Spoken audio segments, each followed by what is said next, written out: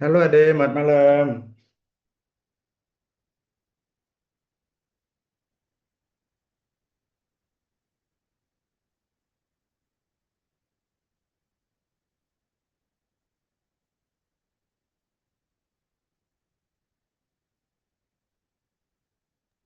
Selamat malam gitu.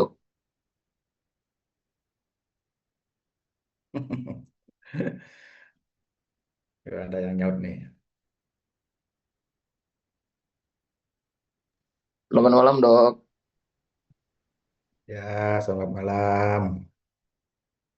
Ini temanmu di mana nih? Baru yang join tuh kok sedikit sekali nih.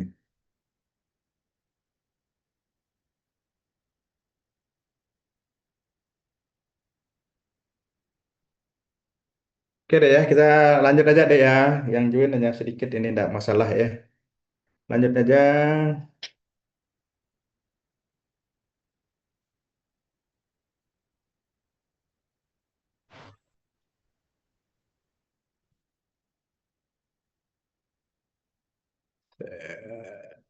Set option.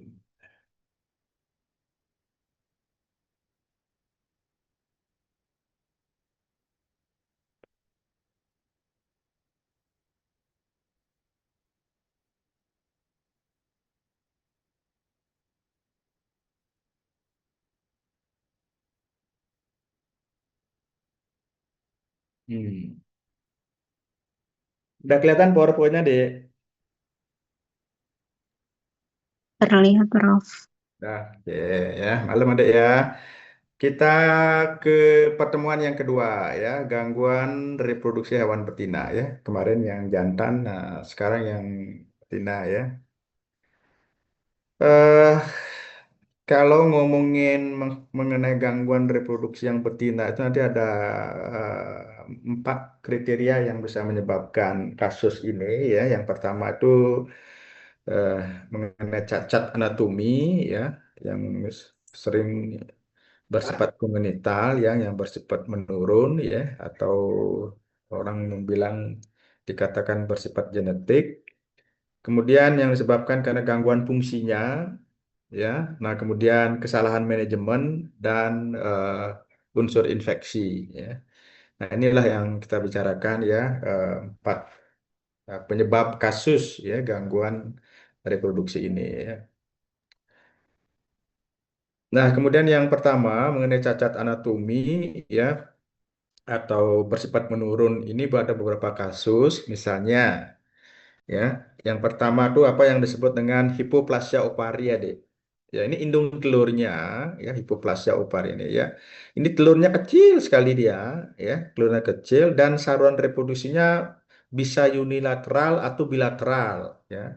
Mengecilnya itu ya hipoplasia ini artinya tidak berkembang ya apa namanya indung telurnya, saluran reproduksinya ya bisa unilateral, bisa bilateral ya. Misalnya kalau sapi gitu kan, sapi itu kan mempunyai dua kornua kiri kanan. Nah, bisa yang kiri kecil sekali, yang kanan tumbuh bisa, atau kedua-duanya mengecil. Nah, ini ini yang bersifat kongenital ya, bisa menurun ya.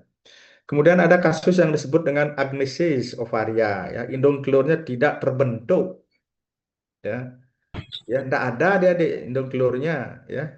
Di ovariumnya tidak punya ovarium, dia tidak terbentuk. Nah, itu disebut dengan agenesis ya, agenesis ovari ya. Nah, kemudian kasus-kasus baik hipoplasia ovari ya, ovariumnya yang tidak berkembang atau apalagi tidak ada ya. Nah, gejala-gejala yang ditampilkan oleh hewan yang mengalami kasus ini ya, kasus yang bersifat menurun ini ya, ya genetik ini sifatnya ya. Itu gejalanya karena ovarium tidak ada, ya jelas sudah anestrus dia ya, tidak pernah birahi. Ya, hewannya tidak akan mengalami birahi. Ya, kenapa demikian? Ya, ovarium itu kan mempunyai peran kaitannya dengan menghasilkan hormon di sana kan. Peran ovarium berfungsi eksokrin, endokrin kan begitu kan. Eksokrin menghasilkan sel telur dan endokrinnya menghasilkan hormon. Hormon yang dihasilkan oleh ovarium ialah estrogen, progesteron. Ketika ovarium tidak ada, jelas kan, anestrus ya kan, tidak pernah terjadi estrus ya. Nah, kemudian kasus yang berikutnya, ya kasus berikutnya itu ialah ada yang disebut dengan primartin, adik ya, primartin ya. Ini biasanya kasus primartin ini dialami oleh hewan-hewan yang lahir kembar, ya, dengan kelamin yang berbeda, ya, ya. Lahirnya kembar, ada apa namanya sapi yang jantan dan betina lahirnya.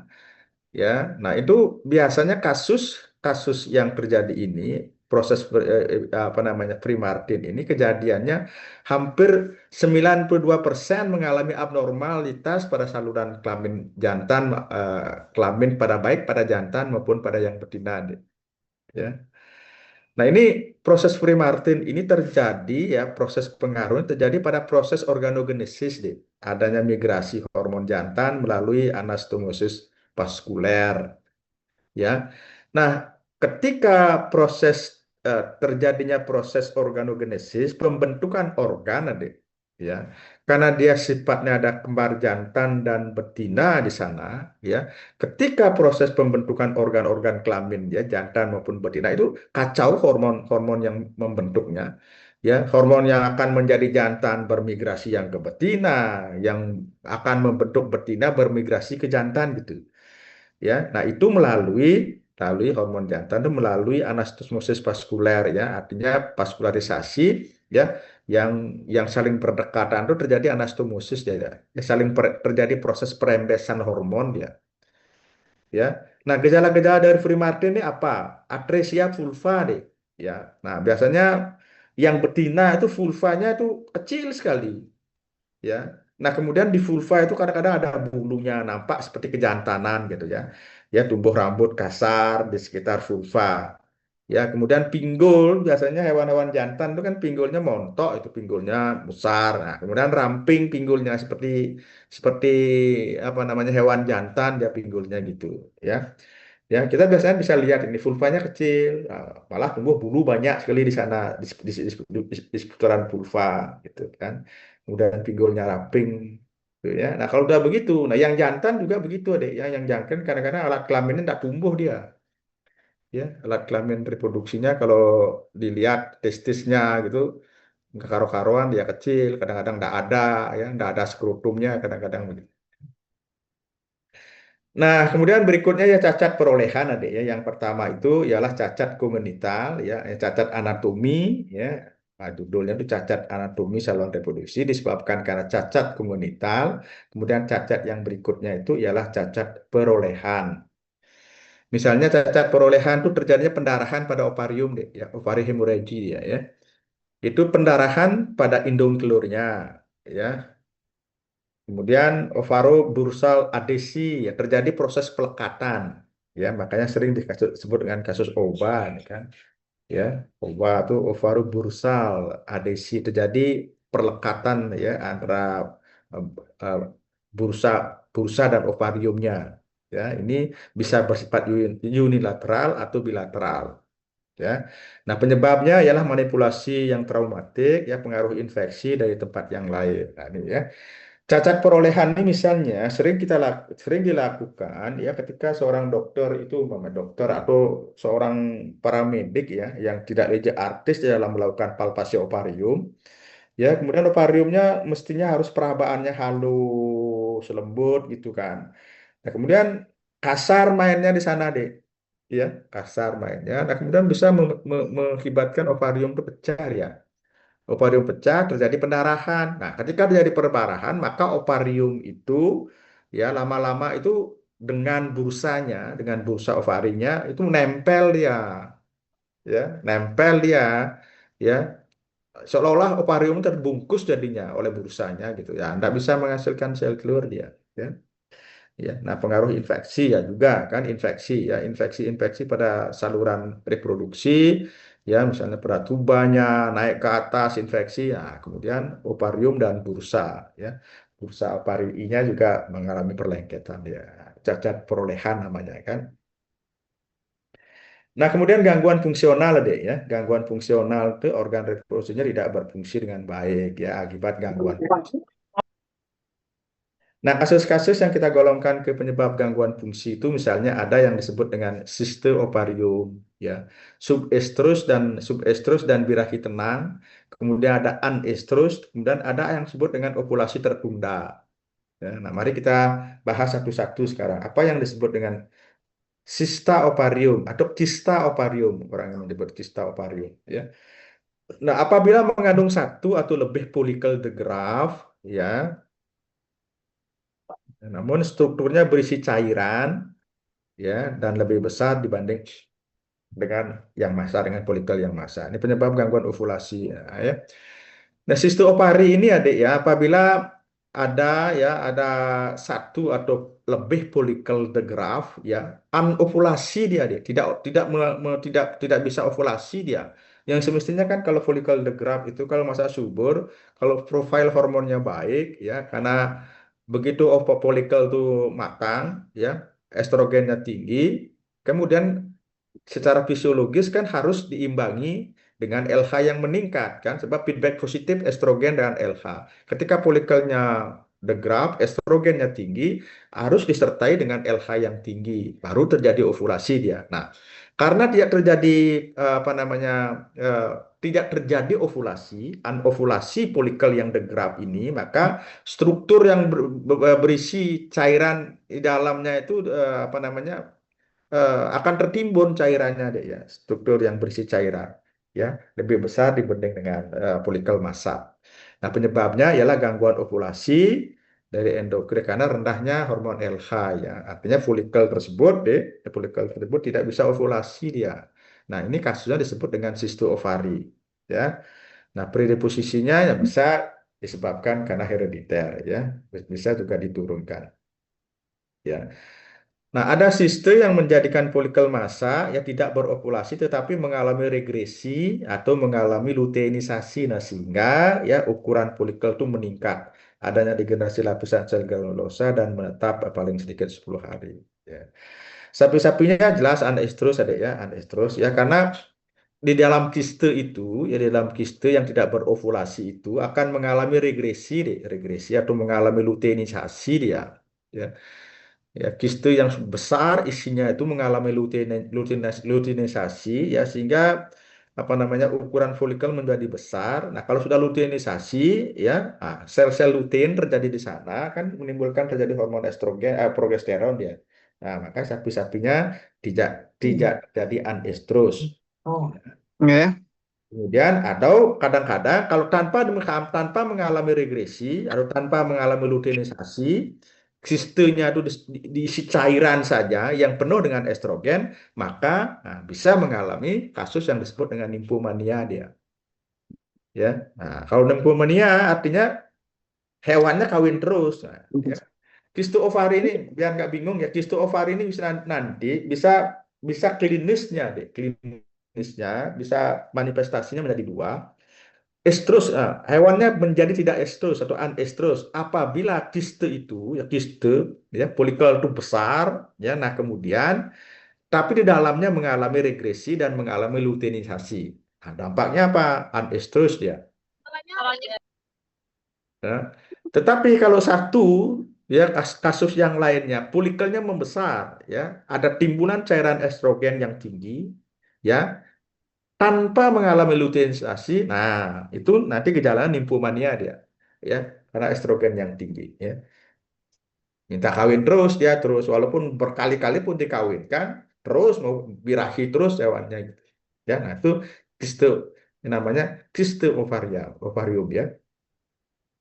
Nah, bagaimana menangani? Kalau kiste ovarium, ya, nah bisa ditangani dengan menggunakan prostaglandin. Jika hewan tidak jika hewan tidak bunting, ya sistoopari ya prostaglandin. Ya ini untuk mengalami kiste ya yang terjadi proses luteinisasi. Ya, tetapi kalau kiste folikel ya, nah itu karena kekurangan LH bisa disuntik dengan HCG ya. HCG itu ya lebih tinggi LH ya. Human chorionic gonadotropin itu ya dominan mengandung LH ya. Misalnya apa namanya nama dagangnya itu Nimpalon ya. Kita memberikan 200 internasional unit secara intramuskuler. Nah, kalau kistenya bersifat kiste luteal, nah ini PG pakai nyuntik dia ya. PG dipakai nyuntik dengan dosis 7,5 miligram secara intrauterin atau 2,5 miligram intramuskuler. Ya. Atau 7,5 miligram secara internasional apa namanya secara intrauterin atau 2,5 ml deh, ya intramuskuler ya. Ya, nanti apa namanya ada gini ya prostaglandin ya nanti tinggal dibaca aja nanti apa namanya aturan aturan dosisnya di sana dosis pemakaian ya. Nah, kemudian bisa dikasih dengan PRID juga ya. PRID itu progesteron isinya deh ya. Secara intrauterin ditanam selama 12 hari kemudian dicabut dia. Nah, setelah dilakukan perlakuan itu, baik dengan menggunakan, nah, kalau itu sistem folikel, ya kita suntik dengan HCG.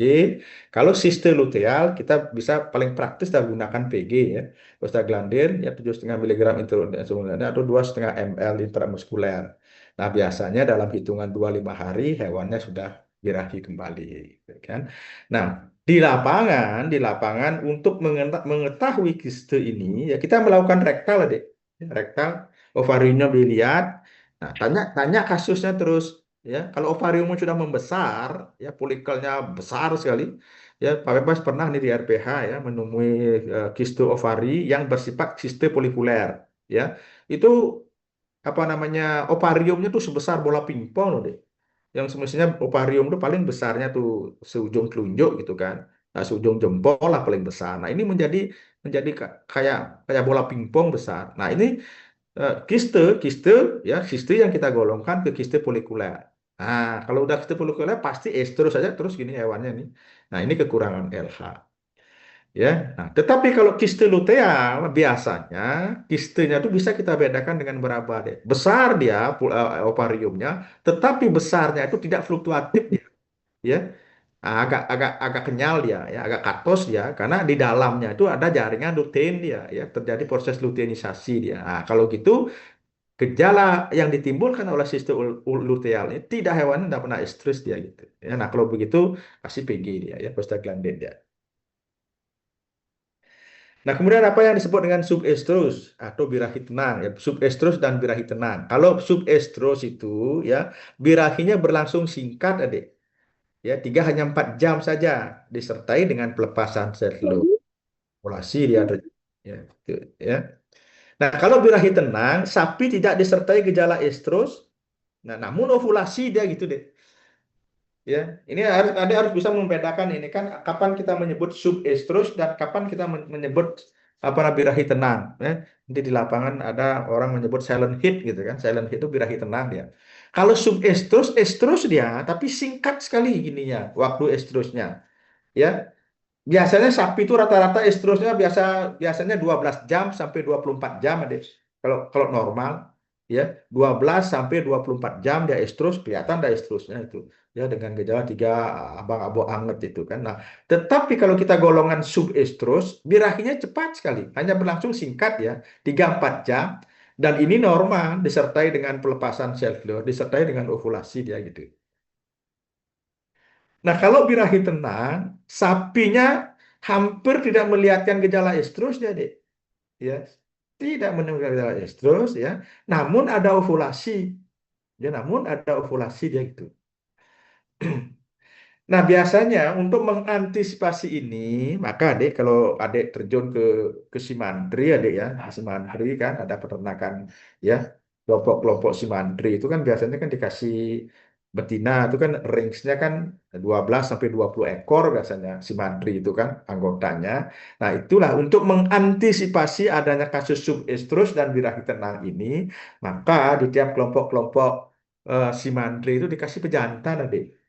Ya, kalau kita manusia agak susah ini untuk melihat subestrus. Kalau subestrus harus harus setiap hari di kandang kita. Karena apa namanya proses estrusnya apa namanya singkat sekali ya. Nah, birahi tenang juga, birahi tenangnya gejala-gejala estrus tiga abang-abang anget itu enggak begitu kentara kita gitu. Nah, tetapi kalau dia sesama sapi, ya biasanya sapi jantan, baik yang subestrus maupun birahi tenang tahu dia, ya. Tahu dia. Nah, biasanya pejantannya mulai gelisah dia, ya, karena ada sapi yang birahi di sana, gelisah. Ya, itu. Nah, ini Pak Ebas pernah di lapangan gitu nih ya. Ada sapi yang birahi tenang, ya. Itu pejantannya ditaruh di ujung, tapi pejantannya terus meronta-ronta dia, terus bunyi dan kayak gitu bunyi ya. Bingung terus pejantannya, ya. Nah, kemudian karena begitu masuk ke sana, karena situasi pejantannya begitu tidak tenang, dia seolah-olah ada Pak Ebas langsung ngelilingi ke kandang gitu. Nah, di kandang nggak ada sapi-sapi yang menunjukkan gejala estrus. Ya, abang, abu anget nggak ada, pulpas biasa-biasa. Ya, nafsu makan biasa-biasa saja.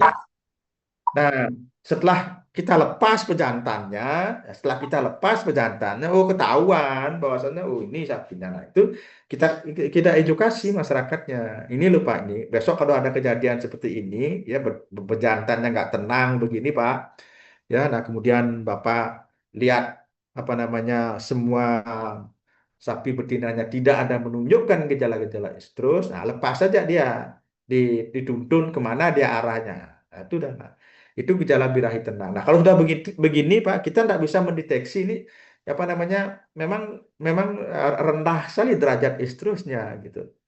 Ya, nah dicarikan apa namanya tukang IB, ah, ternyata berhasil deh.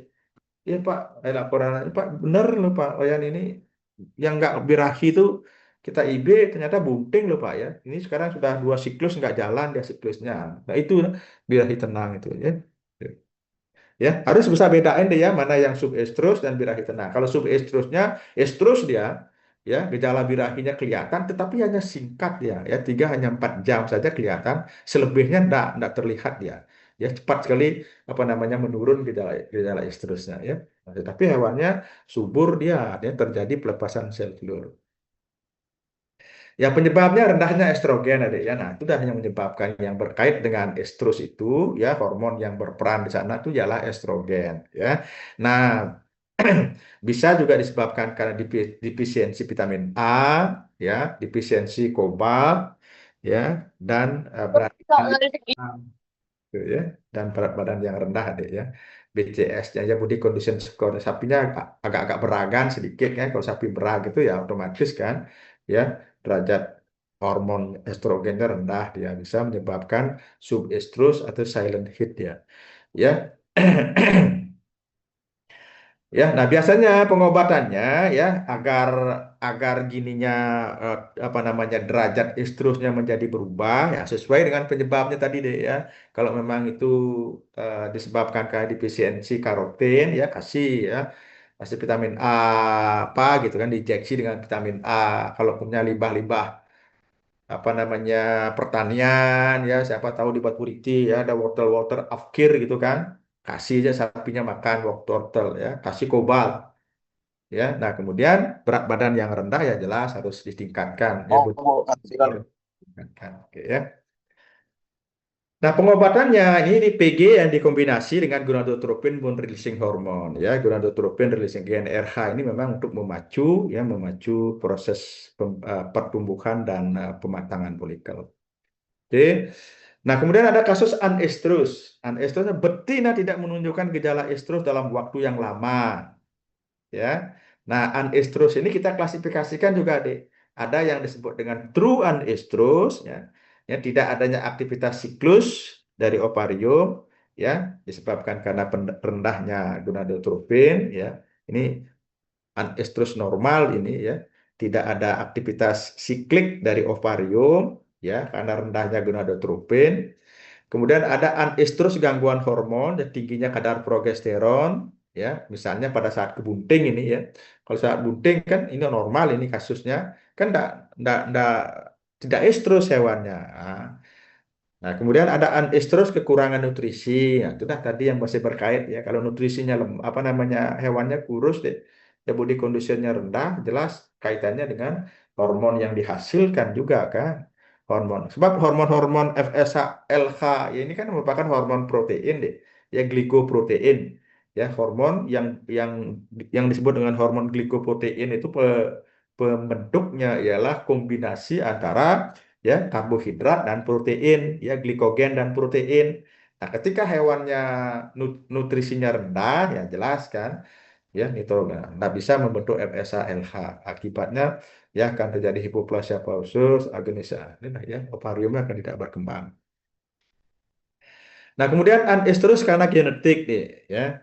Nah, kemudian penanganannya bagaimana? Perbaikan pakan, ya, atau SKTS, skor skor kondisi tubuh, ya. Kalau bahasa Indonesianya ini body condition score, ya. Kalau bahasa Indonesianya SKT, ya, skor kondisi tubuh ditingkatkan, merangsang aktivitas ovarium, ya. Nah, pemberian ECG, ya, atau GnRH. Nah, biasanya GnRH-nya agak gampang kita eh, cari, ya.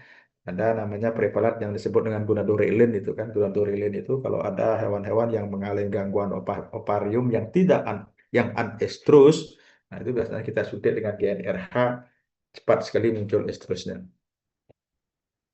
Kemudian ovulasi yang tertunda, ya, delay ovulasi. Ya, nah penyebabnya ya penyebabkan perkawinan atau IB tidak tepat waktu fertilisasi tidak terjadi. Nah akhirnya kan kemudian ya ini lah ya. Ovulasinya ini semestinya, adek ya, semestinya ovulasi itu terjadi biasanya kalau pada sapi itu sudah 10 jam setelah akhir estrus, adek. Setelah estrus berakhir 10 jamnya terjadi ovulasi gitu. Nah, kemudian ada kasus delay ovulasi. Ovulasinya diperpanjang, adek. Gitu, ya. Ya. Ya, ovulasi terjadi tetapi tidak 10 jam dari akhir estrus, ya bisa kadang-kadang bisa 12 jam, bisa 14 jam ya baru terjadi dan disebabkan karena LH-nya rendah dia. Tuh, ya. Nah, gejalanya ya adanya kawin berat, ya. Gimana cara meningkatkan LH? Ya, untuk meningkatkan LH untuk menangani kasus ini ya GnRH, ya gonadotropin releasing hormone, ya. Dikasih, ya. Sebab kalau GnRH-nya kalau kita kasih GnRH nanti ya di tubuh itu akan merilis FSH dan LH. Nah, LH-nya ya nanti berperan untuk mengakibatkan terjadi ovulasi. Ya. Nah, kemudian kesalahan manajemen, ya misalnya ya itu dah kesalahan manajemen itu dan nutrisi, ya.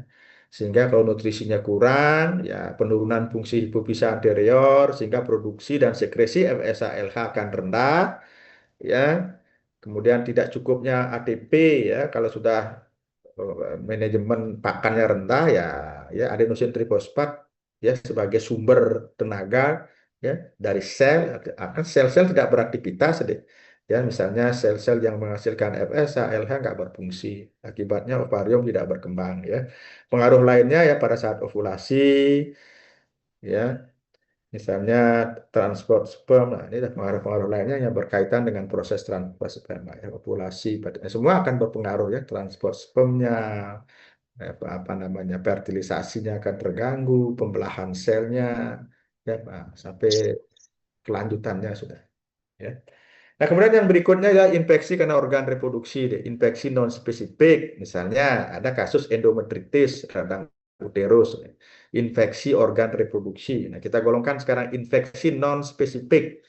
Ada endometritis, ada pyometra, ada vaginitis. Ya, endometritis ini radang pada uterus. Kalau pyometra itu penimbunan nanah pada uterus. Kalau vaginitis ini radang pada vagina. Kemudian infeksi yang spesifik, nah penyebabnya bisa bakteri. Misalnya apa? Brucellosis, leptospirosis, fibrosis, tuberkulosis.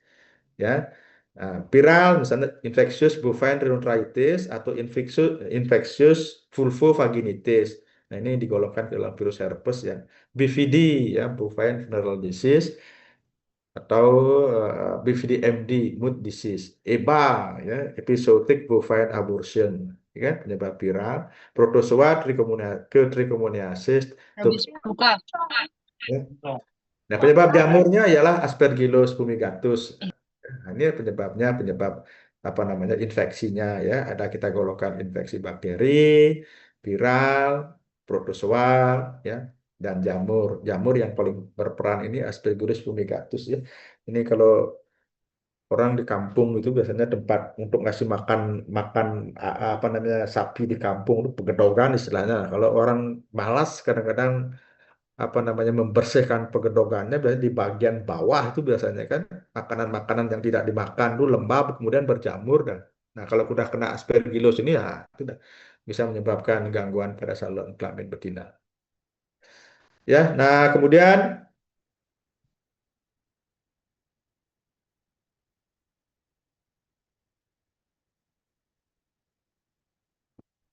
Nah, kemudian prolapsus uterin. Nah, kemudian ada kasus-kasus lain deh ya, kasus-kasus ya yang menyangkut ini, misalnya prolap uterin. Nah, nanti ini sebenarnya Bu In yang menjelaskan ini ya, kasus yang berkaitan dengan ya ini prolap, prolap ya, prolap itu ada orang sering menyebut dobolen ya, dobolen ya. Prolap uterusnya keluar deh, yang merupakan pembalikan uterus ya, vagina dan serviks menggantung keluar ya melalui vulva. Nah, itu disebut dengan prolap ya, prolap itu. Nah, uterusnya, vagina, serviks itu nyembul keluar dari tergantung ya, ya keluar dari vulva. Nah, karena kasus-kasusnya itu disebut dengan prolap ya. Nah, kalau sampai vagina aja keluar, biasanya prolap vagina namanya ya. Kalau prolap uterus berarti kalau uterusnya sampai keluar, vagina, serviks pasti keluar dia, menggantung keluar dari vulva ya. Ya kadang-kadang ada prolap vagina baru vagina aja nyembul gitu. Nah, kalau sudah uterinya prolap berarti ya nah, vagina, serviks itu keluar dan ya. Ya, nah kemudian apa penyebab dari prolap vagina ini dah ya? Kelemahan dari penggantung uterus, jadi penggantung uterusnya lemah. Nah, sering menyebabkan kenapa penggantung uterusnya lemah? Ini hewan selalu dikandangkan aja, nggak pernah dikasih exercise ya. Kemudian kadang-kadang hewan yang terlalu tinggi estrogennya ya ketika dia melahirkan, nah, ketika ini biasanya ngeden terlalu tinggi deh ya, nah, jebol juga uterusnya bisa keluar ya. Tekanan intraabdominal saat berbaring. Nah, ini kandang yang posisinya terlalu miring di belakang ya. Nah, ketika hewannya dalam keadaan hamil deh, nanti kalau dia rebahan itu ya nabrak kafum abdomen ya, berat saluran reproduksi yang berisi anak itu cenderung mendorong keluar dia. Nah, itu kadang-kadang juga menyebabkan ya bisa terjadi eh, eh, prolap ya, prolap uteri ya. Kemudian bersifat genetik ya. Nah, kemudian ada masalah-masalah reproduksi lainnya ya di samping prolap uteri atau dobolan ini ya. Nanti prolap uteri ini cara menanganinya ya apa namanya biasanya setelah terjadi prolap ya ini biasanya habis partus ya. Segera setelah partus itu kalau serviksnya berarti eh, prolap sampai serviks. Kalau prolap uteri sampai uterus tergantung derajatnya kan. Ya penyebabnya masih terjatuh dah ya penggantung penggantung uterusnya terlalu longgar ya. Uterusnya lemah, kendor itu tidak pernah exercise ya. Tidak pernah dikembalakan. Lantai bagian belakang terlalu miring ya. Kemudian juga hewan yang tua yang sering terlalu yang sering apa namanya sering melahirkan. Nah, makanya kan di undang-undang pemotongan hewan ya kalau sudah 8 kali beranak ya boleh dipotong ya. Nah, ini biasanya cenderung saluran kelaminnya lemah dia kan. Atonik dia bisa. Kemudian kasus ini Pak tarik paksa juga deh ya. Nah, kalau kita melakukan tarik paksa ya maka harus harus tahu kita kapan kita melakukan penarikan ketika hewan misalnya pada kasus monster fetus gitu kan fetusnya agak besar ini biasanya banyak kasus deh ya karena sapi-sapi Bali kita sering kadang-kadang dikawinkan dengan menggunakan sapi-sapi eksotik deh ya dikasih sapi semental Brahman gitu kan disilang begitu nah sehingga fetusnya agak gede nah ketika fetusnya agak gede nah, pada melahirkan mengalami proses kesulitan melahirkan gede. Nah, kita lakukan apa yang disebut dengan tarik paksa. Nah, ketika tarik paksa, nah kita harus tahu tarik paksa. Nah, ketika ngeden, nah baru ikut narik dia, bantu ngeden itu untuk menarik keluar gitu. Nah, kalau kadang-kadang tanpa ngeden, kadang-kadang ditarik berbanyak orang tuh, nah kadang-kadang sampai uterusnya bisa keluar dia ambrol dia uterusnya gitu. Ya, nah itu tarik paksa yang tidak artis. Nah, biasanya ketika hewan itu mengalami kesulitan melahirkan karena kebesaran fetus, kita kadang-kadang melakukan perangsangan dengan menyuntikkan hormon oksitosin tadi. Ketika kita beri hormon oksitosin, maka induk itu akan mulai ngeden terus dia, ya ngeden, ngeden. Nah, ketika mulai ngedennya keras, kita ikuti tarik, berhenti sebentar, diam, ya ngeden lagi tarik gitu. Ya. Nah ini ya, ini gejala, ini kan. Nah, kalau sampai segini aja nih, ini baru prolap vagina nih, deh. Ini baru baru vagina aja jembul nih, belum uterusnya jembul nih, ya. Nah, ini ya baru besar gini ya, ini kayak kayak apa namanya kelapa gini keluar dia kan. Nah, kalau sudah bobol begini ini sudah semuanya udah ambrol ini ya. Uterusnya udah keluar nih. Ini ya. Prognosanya deh kasus ini baik dia kan, makanya harus cepat ditangani dia ya. Jangan menangani dari apa namanya prolapsus uterus ini ya dibersihkan dulu gininya dengan disinfektan ya. Setelah dibersihkan, kemudian dibungkus ya dengan kain, kemudian disejajarkan dengan vulva ya. Nah, kemudian didorong ke dalam sedikit demi sedikit ya. Nah, untuk menangani ini agar tidak kesakitan hewannya, kita melakukan anestesi epidural namanya ya. Di blok pada bagian belakangnya ya, kita anestesi pada interkoksigea ya, satu atau dua masukkan. Nah, kemudian teranestesi epiduralnya, nah, baru kita reposisi ya, cuci dengan air dana di reposisi. Nah, ini dah ya. Nah, setelah melakukan reposisi agar eh, kembali baik posisinya, nah, kita bantu dengan suntikan oksitosin. Nanti saluran reproduksinya akan melakukan peristaltik, kemudian akan mencari posisinya dia, ya. Nah, setelah itu sudah masuk, nah, kemudian kita beri antiseptik intrauterin, adik. Masukkan apa namanya antiseptik lewat vagina, ya, ya vagina, kemudian masuk ke uterus, ya. Kemudian kita lakukan jahitan, ya jahitan Buchner namanya, ya. Nah, ini jahitan Buchner itu seperti gini deh ya. Dengan pita Buchner, ya ini jarum Buchner ini kayak jarum karung ya. Kita ada titik-titik untuk membuat lubang ini kan nanti akhirnya akan begini jahitannya ya. Nah, bagian bawahnya disisakan deh. Jangan semuanya dijarit nanti untuk saluran kencing dia. Ya. Oke ya. Nah, kemudian ada kasus yang disebut dengan retensio secundine ya. Ini apa namanya?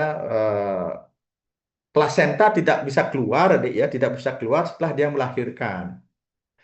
Nah, retensi sekundine ini yaitu definisinya kegagalan ya pelepasan bili kotiledon fetal dari kandung kula maternal ya. Atau dengan kata lain, ari-arinya tidak mau keluar deh ya, plasentanya nggak mau keluar dia. Ya. Nah, biasanya secara fisiologis biasanya kan setelah hewan melahirkan biasanya 3 sampai 8 jam adik leduk gitu apa namanya anaknya lahir, nah, biasanya 3 jam itu sudah diikuti dengan keluarnya ari-ari dikeluarkan plasenta. Nah, tetapi kalau sampai 8 jam belum keluar plasentanya, nah itu harus dilakukan penanganan, adik. Ya, harus dilakukan penanganan. Kalau sudah lebih dari 8 jam, kita golongkan ke kasus retensio secundine dia. Nah, apa penyebabnya eh, kasus ini? Nah, infeksi uterus ya. Selama kebuntingan ya ada penyakit kelamin biasanya kan. Kemudian ada radang ya, ada radang plasenta ya. Nah, ya menyebabkan biasanya kalau terjadi kasus-kasus ini biasanya terjadi keguguran nanti. Ketika terjadi gugur ya sudah keluar aborsinya, nah, tidak keluar plasentanya dia. Ya. Retensi sekunder. Kekurangan vitamin A juga kasusnya sangat tinggi kan sampai 65% nanti. Ya, kalau kekurangan vitamin A lahir, nah, kemudian plasentanya nggak keluar-keluar dia. Ya. Nah, ini dari retensi sekundine dia. Nah, ini menggantung begini dia kan. Kalau sudah lebih 8 jam menggantung di sini ya kita harus tangani dia ya. Tangani dia. Kalau gitu nanti apa namanya bosok dia, apa namanya hancur dia ya. Ini pada kuda yang sedang melahirkan ya. Nah, bagaimana kita menangani retensi sekundine dia? Nah, ini kasusnya. Ini tali pusat, nah ini plasentanya deh ya, plasentanya masih ada ini kan. Nah ini ya. Nah nanti kita melakukan penanganan dengan teknik enukleasi ya deh ya. Kita masuk tangannya masuk ke dalam dari vagina ke uterus. Nah ini plasenta yang masih ada ini tali pusatnya. Nah ini kita kita lepaskan secara manual ya deh. Nah, ya. Nah, kemudian kenapa kita menangani? Makanya kan ada kasus secara fisiologis 3 sampai 8 jam. Kalau ada 8 jam tidak keluar apa namanya plasentanya harus kita tangani. Sebab kalau lebih dari 8 jam kita tidak tangani, Adik, nah maka serviksnya akan mulai menyempit ya, Adik. Ya, akan mulai terjadi penyempitan. Nah, ketika terjadi penyempitan serviks ya, nah maka tangan kita nggak tidak akan bisa masuk ke uterusnya, Adik. Tuh. Ya, nah misalnya kalau kita tangani setelah 24 jam gitu baru kita tangani, nah tangan kita nggak bisa masuk ke cervix gitu. Ya, nah sebelum kita 8 jam 12 jam itu masih tangan kita masih leluasa bisa masuk ke uterus ya, nah bisa melakukan enukleasi. Nah uterusnya kita lepaskan dengan ini kan uterus apa namanya plasenta anak dengan induk ini kan ada pilin yang sebenarnya kotiledon namanya. Nah kotiledon itu yang nggak mau mau lepas ya, ya sudah bisa karena infeksi, bisa karena kekurangan vitamin A macam-macam ya. Nah ini nah setelah dipisahkan semua, ditarik dibawa keluar dia. Nah, tarik keluar kan sehingga lepas dan plasentanya. Ini plasenta sudah dienukleasi dia lepas dia ya. Nah, kemudian ada kasus uterus yang terpelintir deh. Torsi uterus nama ini sering dialami oleh kuda deh ya. Ya, perputaran uterus pada porosnya. Penyebabnya ialah gerakan sapi, ya gerakan sapi yang mendadak ya saat berbaring, sapinya berbaring ya, kemudian kadang-kadang ada ledakan gitu kan. Langsung dia apa namanya seketika berdiri dalam keadaan bunting. Nah, itu bisa menyebabkan apa namanya uterusnya terpelintir dia. Nah, penanganannya ialah, nah itu harus tahu dulu deh terpelintirnya kemana gitu, ke kiri apa ke kanan. Nah, nanti sapinya direbahkan, kemudian sapinya digulingkan dengan berlawanan arah, ya. Penggulingan ya, tanpa secara cepat ke arah yang berlawanan nanti. Ya. Ini biasanya kuda banyak ya, kuda ya, sapi kasusnya sedikit. Kuda yang banyak sering mengalami torsi uterus ya. Nah, kemudian ada kasus maserasi deh, maserasi puetus ya. Puetusnya ya yang di dalam uterus tuh hancur lebur dia karena proses infeksi ya. Kemudian puetusnya itu mengalami maserasi ya, hancur seperti bubur dia ya dan kemudian bau bukan main baunya ya. Tubuh puetus hancur seperti bubur dan keluar lewat vagina yang ditinggalkan di dalam uterus. Nah, kemudian hanya tulang-tulangnya saja. Nah, selama proses maserasi deh ya yang cairan yang kayak bubur tuh bau luar biasa hancur ya. Nah, tinggal kadang-kadang kan merembes terus dia keluar dia deh dari vagina. Nah, kemudian seandainya fetus sudah besar ya tulangnya nggak bisa dikeluarin dia.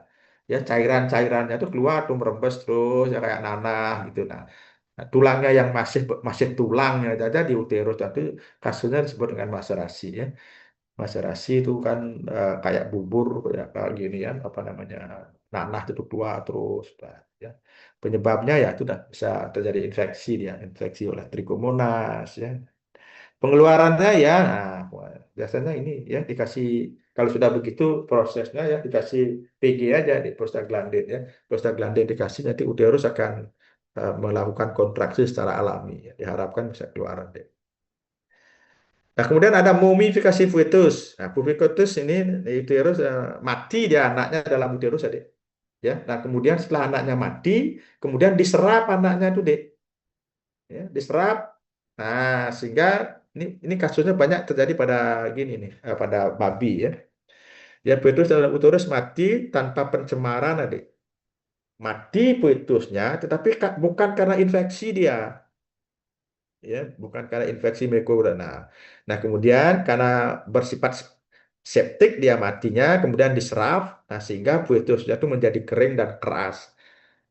Ya penyebabnya apa biasanya? Nah, pada babi itu biasanya karena fetusnya banyak, ya satu bisa disebabkan karena eh, tali pusarnya melilit tadi, ya makanya sering ini gininya apa namanya kalau pada manusia kan dekat-dekat bayinya besar-besar itu apa namanya kan mau lahir itu hampir tiap minggu disuruh kontrol itu ya agar jangan terjadi proses tali pusar melilit. Kalau tali pusarnya melilit karena proses perputaran bayi yang aktif, nah bisa bayinya nggak tersuplai sama makanan ya. Nah, kemudian penyempitan tali pusar. Nah, penyempitan tali pusar ini biasanya pada babi yang beranak banyak, adik ya. Babi beranak banyak itu biasanya saling tindih menindih dia, adik. Ya, karena posisi anak tuh sampai berdempet-berdempetan gitu. Nah, seandainya ada salah satu ya, ya, fetus itu menindih tali pusar yang di belakangan, nah itu bisa menyebabkan mumikasi fetus. Ya. Nah, kemudian juga torsi uteri. Oke, kemudian ada distukia. Ya, distukia nanti spesial ada pelajaran yang menangani mengenai distukia ya. Distukia itu ialah kelainan posisi dan postur dari tubuh dari fetus ya sehingga tidak bisa keluar ya, tidak bisa dikeluarkan lewat saluran kelamin. Ya, itu ada ya yang bebas apa namanya materi kuliah yang menyangkut mengenai saluran infertilitas pada kelamin betina, Dek ya. Mudahan bermanfaat adik ya kuliahnya ya nanti udah lebih lengkap yang berkaitan lebih detail nanti. Nah, itu udah kasus-kasus apa yang ada Pak Bas beri itu tinggal ya belajar lebih banyak ya.